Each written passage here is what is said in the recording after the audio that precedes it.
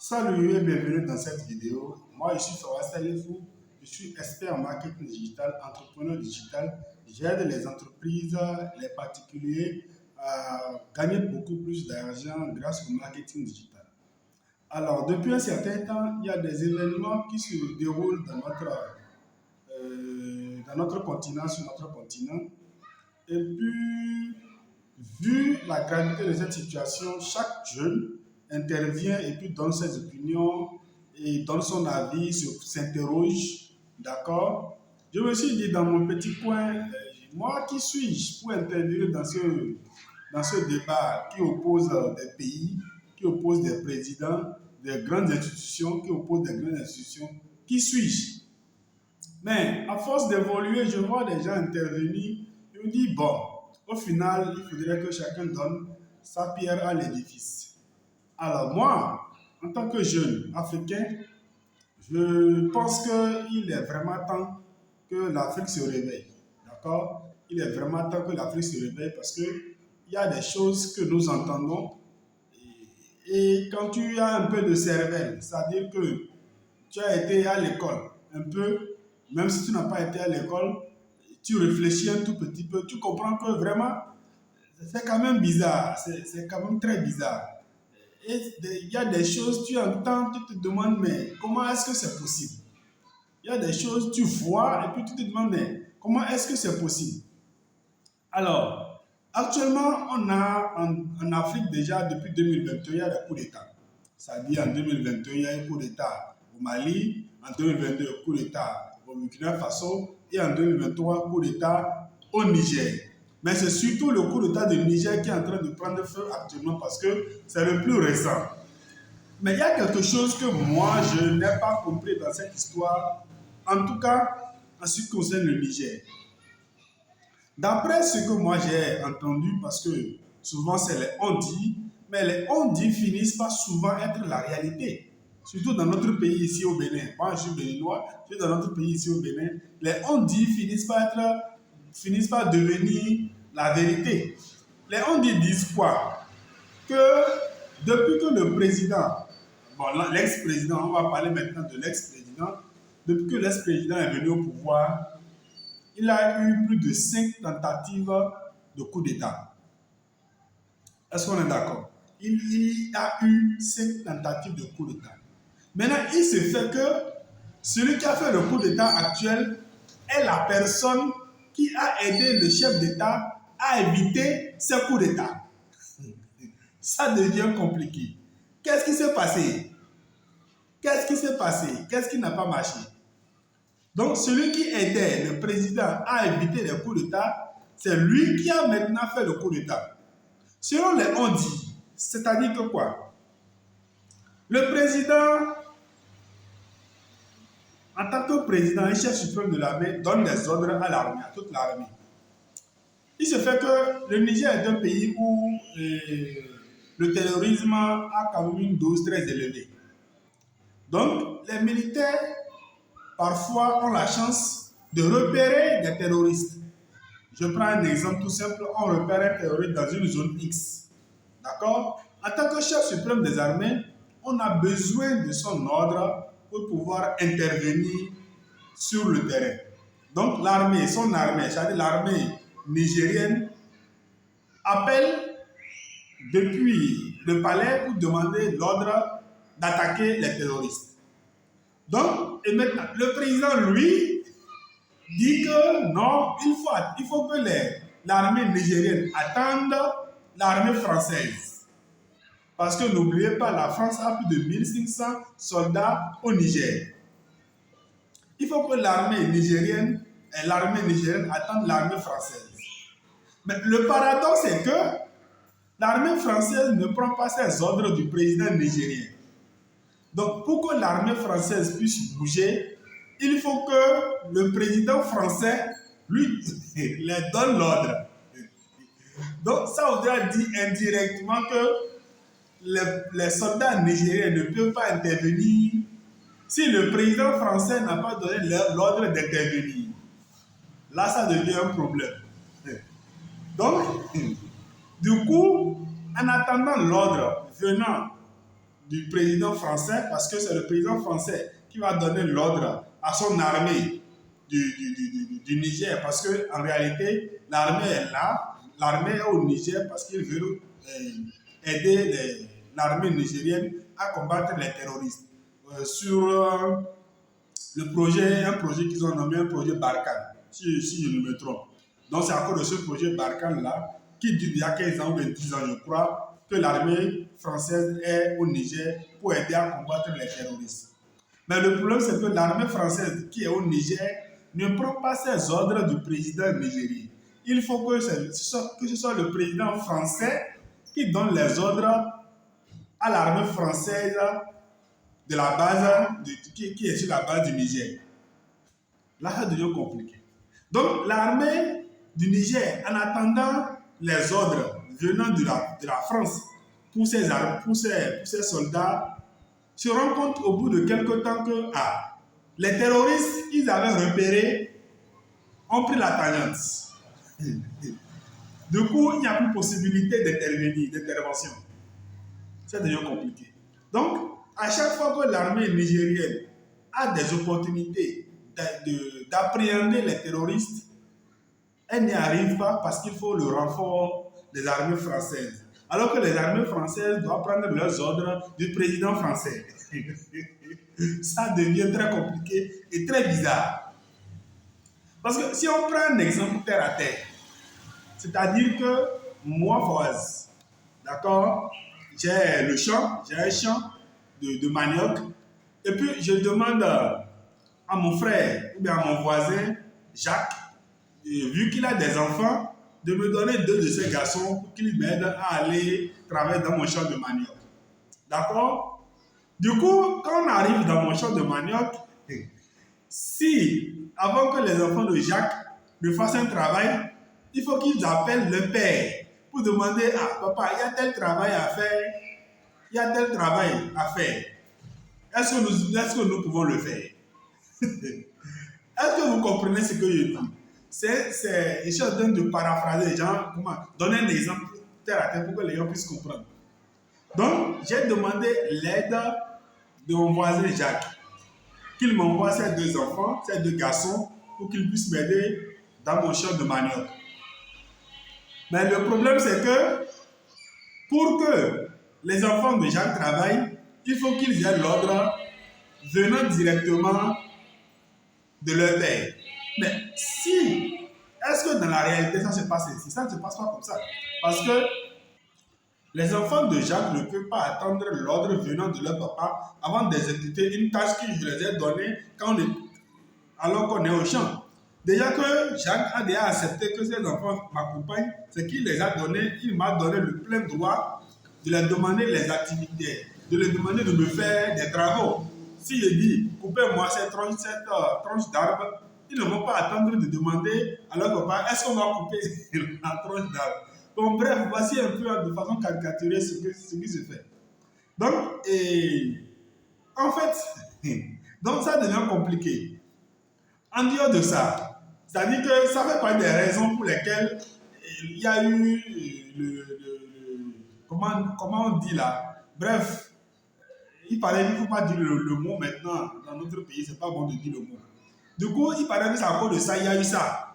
J'espère que vous comprenez. Du coup, en dehors de ça, il paraît que le président permet, le président autorise la libération de certains terroristes qui ont été appréhendés par les soldats nigériens. Bon, en collaboration peut-être avec les Français, tant pis, mais les terroristes ont été appréhendés et puis les terroristes sont en prison. Maintenant, il se fait que le président demande parfois la libération de ces terroristes selon l'argument selon lequel ces terroristes ne sont pas en fait des terroristes, ce sont peut-être des infiltrés et qu'ils travaillent peut-être avec la France. Bon, bref, à toi pas forcément avec la France, mais ils travaillent avec moi. C'est avec la France, mais si ce n'est pas avec la France, l'armée le saurait. Maintenant, même si c'était bon, même si c'était vrai, comment vous pouvez venir dans le pays de quelqu'un et envoyer des gens infiltrés, le rang des terroristes, mais est-ce que ces membres de ces pays-là ne sont pas L'armée de ces pays ne sont pas informés. C'est quand même bizarre, hein? Très bizarre. Donc, en dehors de ça, en fait, ça fait partie des trucs. En dehors de ça, le président lui-même, devant des télévisions internationales, dit à tout le monde que son armée, que ses armées sont des fainéants et qui sont des incompétents et que les terroristes sont plus forts que son armée et que son armée n'a même pas des armes et que les terroristes les terroristes les déstabilisent à tout moment. Donc il faut que la communauté internationale, c'est-à-dire quand on dit communauté internationale, ce n'est pas beaucoup de personnes. Hein. Quand on dit communauté internationale, on parle des États-Unis et de la France. Dans la plupart des cas, parce que la Russie n'est plus dedans. Même la Chine, là, on ne la met pas souvent dans la communauté internationale. Bref, c'est les deux pays souvent, quand nous les pays francophones, nous parlons de communauté internationale, c'est souvent la France et les États-Unis. Donc, voilà un peu la situation. Et puis, il paraît que, donc, on dit toujours, parce que moi je dis une chose, de façon, la diplomatie nous oblige à savoir parler. D'accord? Quand vous êtes dans la diplomatie, vous devez savoir parler. Quand vous êtes en face des écrans, vous devez savoir parler. Mais je pense que le président, l'ex-président n'a pas trop compris cette partie-là. Vous devez savoir parler. Si on devait laisser les gens parler, l'armée parler, ou bien les populations parler correctement, il vous aurait dit certaines vérités. Il nous aurait dit certaines vérités, même dans tous les pays, hein, il nous aurait dit certaines vérités que vraiment que nous n'allons pas croire. Parce que, bon, je reviens dans les on dit. Selon ce qu'on a dit, c'est que le président a déjà demandé la libération 2 fois des terroristes appréhendés par l'armée du pays. Donc, une 3e fois, le président avait demandé à ce qu'on libère effectivement d'autres terroristes. Et c'est là, le chef de garde, le chef de la garde présidentielle, est venu voir le président pour lui dire: Ah, j'ai appris que vous avez demandé la libération des terroristes appréhendés telle date, telle date. Et je pense que c'est une mauvaise idée de vouloir le faire. Il faut que vous reconsidériez votre position parce que vous l'avez déjà fait. Le pire, j'avais oublié. Le pire, il paraît que les deux groupes de terroristes qui ont été libérés les 2 premières fois ont été vus parmi les terroristes. Et il paraît que lors de cet affrontement, il y a eu des morts dans le camp de l'armée nigérienne. C'est-à-dire que les terroristes qui ont été libérés sont retournés pour organiser leur troupe de terroristes pour venir attaquer l'armée nigérienne. Donc on libère les terroristes, parce que souvent ceux qui sont attrapés sont souvent des chefs d'équipe. Donc ça veut dire que ces chefs d'équipe-là vont s'organiser pour revenir attaquer le camp des Nigériens, de l'armée nigérienne. C'est quand même bizarre. Hein? Donc, le chef de la garde présidentielle dit: Ah, cher président, je pense que ce n'est pas possible. Vous ne pouvez pas faire ça. Vous ne devez pas faire ça. Et le président dit: En tant que président, j'ai le droit de faire ça. Effectivement, il est le chef suprême des armées. Il peut commander ce qu'il veut commander. Mais normalement, même, il devait passer par la justice. Même si les terroristes devraient être libérés, les terroristes doivent passer par la justice. Sauf si l'argument selon lequel ils sont des infiltrés dans l'armée des terroristes. Même si c'est des infiltrés, nous regardons tous les films. Quand un infiltré est attrapé par l'armée, il ne peut plus retourner avec ses amis. Parce qu'il retourne, ses amis savent qu'on ne peut pas les libérer aussi facilement comme ça. En tout cas, il y a des trucs bizarres. Quand on t'explique, tu as l'impression que tu es dans un jeu de film. Bon, bref. Du coup,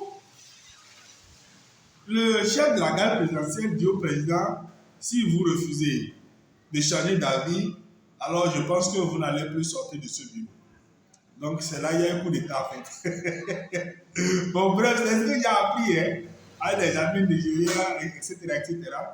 J'ai suivi aussi beaucoup de vidéos, beaucoup de journaux, aussi bien France 24, TV5, RFI, News World TV, Afrique Média, les chaînes de pays aussi, plein de chaînes. Donc, en fait, c'est ce qui s'est passé. Et du coup, le chef de la garde présidentielle dit au président, dans son bureau, hein, il dit au président, si c'est ça, vous ne sortez plus. Et puis, il sort du bureau du président, il dit au garde là, ok, coup d'État. C'est parce que, honnêtement, vous allez remarquer que l'armée nigérienne, le coup d'État a été genre, j'ai dit le mot que je ne devrais pas dire. Bon, bref, on est là, hein, nous sommes de là, on doit intervenir. Parce que c'est le moment d'intervenir. Si ça passe, ça passe. Donc, il paraît que quand ça s'est passé, en fait, c'est comme si n'était même pas préparé. Vous allez remarquer que c'est un peu différent des autres pays comme le Mali, le Burkina Faso. C'est après avoir fait cela que le chef de la garde présidentielle a demandé maintenant aux autres branches de l'armée de le rejoindre. Et vous allez aussi remarquer que la communauté internationale, quand je dis la communauté internationale, vous savez de qui et qui je parle. Donc, la communauté internationale voulait même profiter de ça pour dire que dans le rang des armées, ils ne s'entendent pas parce que tout le monde n'est pas rallié. Et c'est après que les autres branches de l'armée ont sorti un communiqué pour dire qu'ils soutiennent l'événement qui vient de se dérouler. C'est quand même bizarre. Très bizarre. Il y a des choses très bizarres qui se passent dans notre pays. Très bizarre. Sans parler de la monnaie. Sans parler de la monnaie, sans parler des contrats d'extraction de ressources naturelles, sans compter l'importation, l'exportation, sans compter. Je viens d'apprendre un truc aussi extraordinaire que bizarre. Aussi extraordinaire. Bon, ça, je prends cela sur les épingles de la main, comme on dit. C'est-à-dire que quoi? Il paraît que les entreprises de la communauté internationale qui sont dans nos pays africains ne payent pas les impôts au président, c'est-à-dire ne payent pas les impôts au pays, dans leur pays de fonctionnement. C'est-à-dire que l'entreprise X, qui est une entreprise française, qui a peut-être son usine en Afrique, dans un pays Y, ne paye pas les impôts pour le pays Y. Non, il paye les impôts pour la France. Vraiment, c'est des absurdités, quoi. Si tu entends, tu te demandes comment c'est possible, comment les gens peuvent réfléchir comme ça. Comment ça peut être possible, en fait? Bon, bref, la vidéo commence à devenir trop longue. Je pense que j'ai donné mon avis. S'il y a lieu de faire des vidéos sur ça, je le ferai pour essayer de donner aussi mon point de vue, parce qu'après tout, les réseaux sociaux sont là pour ça. Hein. Ce n'est pas seulement pour montrer les seins et les fesses. Ce n'est pas seulement pour la comédie, pour rire, pour danser. Il faut aussi se conscientiser et faire un réveil de conscience. Parce que c'est très important ce qui se passe. Parce que, avant de finir, je disais sur ma page Facebook que nous sommes dans les pays africains sont la plupart à leur 63e anniversaire d'indépendance. Je pense qu'à 100 ans d'anniversaire d'indépendance, beaucoup de choses vont changer. Moi, personnellement, je ne suis pas pressé parce que je suis un adepte du stoïcisme. Je comprends que les choses doivent se faire telles qu'elles veulent se faire. Et je les laisse faire telles qu'elles doivent se faire. Parce que quand vous regardez l'histoire, selon l'histoire, l'Afrique a dominé à un moment donné. C'est ce que les gens oublient. Lisez l'histoire. Il y a eu des gens riches. L'Afrique était l'un des pays, même Mali dont on parle. Jusqu'à aujourd'hui, le plus riche de tous les temps. Je ne dis pas le plus riche du monde. Je dis le plus riche de tous les temps. C'est un Malien. Quelque chose de Samba Moussa ou bien Samsa Moussa, quelque chose du genre. Il est le plus riche de tous les temps. Genre, sa richesse. De toute façon, il est riche. Jusqu'à aujourd'hui, personne n'a encore eu sa richesse. Il s'agit de comprendre ce que ça veut dire. Il est riche. Il a été riche il y a d'ici 1000 ans, 2000 ans. Mais jusqu'à aujourd'hui, personne n'a encore pu amasser autant de richesses qu'il en avait. Il paraît que c'est lors de ces pèlerinages, de ces incursions, qu'il a découvert les États-Unis. Oui, selon l'histoire. Selon l'histoire, les États-Unis n'ont pas été découverts par Christophe Colomb. Les États-Unis ont été découverts par un Africain dans leur promenade. Quelque chose Boubacar, en tout cas des trucs comme ça. Des trucs aussi bizarres. Quand tu expliques, tu as l'impression que tu rêves. Alors que c'est la réalité. D'accord? Donc moi je pense que d'ici, après la domination de l'Afrique sur le continent africain et naturellement sur d'autres continents, parce que l'Afrique, les Africains sont allés en Arabe même, ils ont remarqué que les Arabes étaient des pauvres gars. Ils les ont donné de l'argent. Massa Moussa dont je parle, il a été à la Mecque, il a marché, il a été à la Mecque. C'est de ça on parle. Il paraît que la première école a été créée après l'école des Égyptiens. Il y a une école au Mali. La première, le premier, comment dit-on, droit de l'homme, la charte des droits de l'homme a été écrit au Mali ou bien en Égypte. Des trucs comme ça.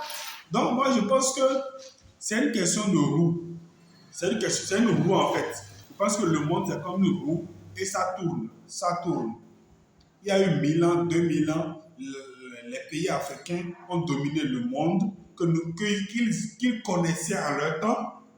Progressivement, il y a eu Rome qui a dominé, il y a eu l'Angleterre qui a dominé, il y a eu même l'Allemagne qui a dominé, il y a eu maintenant la France était la plus puissance, la France a été une fois la plus puissance, la première puissance au monde. Si vous ne savez pas, il faut demander. Aujourd'hui, la France est en troisième position. Et selon ce que les gens disent, si l'Afrique francophone se libère de la domination française, c'est qu'elle revient à la cinquième place. Et ce n'est pas encore fini. Si elle revient à la cinquième place, c'est qu'elle a le risque de revenir à la 10e, 20e, et ainsi de suite. Donc, dans 1000 ans, les choses seront différentes. Ne pensez pas que ça va rester intact. Nous serons déjà morts, nous serons déjà devenus des ancêtres. Mais déjà dans 100 ans, 200 ans, 300 ans, beaucoup de choses vont changer. Moi, je pense que tout ce qui se fait là, c'est la normalité des choses. Que les Français dominent les Africains, que les Américains dominent les Africains, et ainsi de suite. Moi, je pense que c'est la normalité des choses. Mais plus vous tardez à réfléchir et à vous réveiller, plus la roue tourne mal. Parce que, oui, quand je dis la roue, c'est une roue. Et puis, toutes les motos n'ont pas la même vitesse. Si tu es là, tu traînes, c'est que ton tour va traîner. C'est le tour de l'Africain. Il y a des siècles, il y a plus de 500 ans, 5 siècles, les gars nous ont mis en esclavage. Ils ont mis nos arrière, grands-parents en esclavage. Bon, bref, si on continue, je risque de dire des choses qui ne sont pas trop bonnes. Bref, voici mon analyse. Et comme je le disais, je suis expert en marketing digital. J'ai une entreprise qui intervient dans le marketing et la communication digitale. Nous faisons la gestion des réseaux sociaux, nous faisons la gestion des sites web, nous faisons la conception, la création des sites web, nous faisons le design, c'est-à-dire le branding, c'est-à-dire la conception des cartes de visite, des affiches publicitaires. Nous sommes dans le graphisme, pour dire en gros. Donc, si vous avez besoin de service, n'oubliez pas, contactez-moi, vous connaissez mon WhatsApp, vous pouvez me laisser un commentaire et puis on s'attrape. Ciao, ciao.